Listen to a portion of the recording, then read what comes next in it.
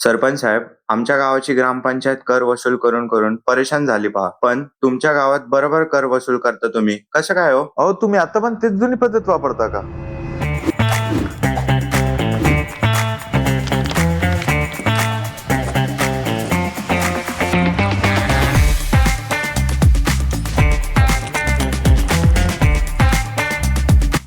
काय साहेब, दरवर्षी तीच ती माहिती, किती वेळ चालला याच्यात? काय फायदा काय याचा? अहो, सरकारी काम आहे ही अशीच होतात. पेनी संपला बघा तुमचा, कठीण काम आहे तुमचं. आता ही जुनी पद्धत सोडा.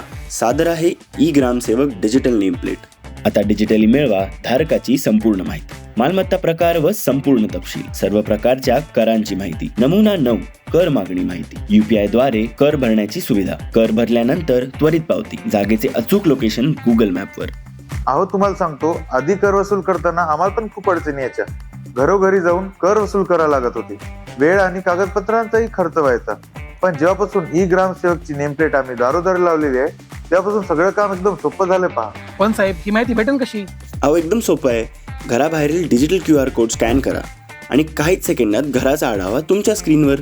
ई ग्रामसेवक नेमप्लेटमुळे आम्हाला प्रत्येक घराची थकीत कर माहिती मिळून जाते आणि लोकांना सुद्धा घर बसल्या QR कोडवरून कर भरता येते.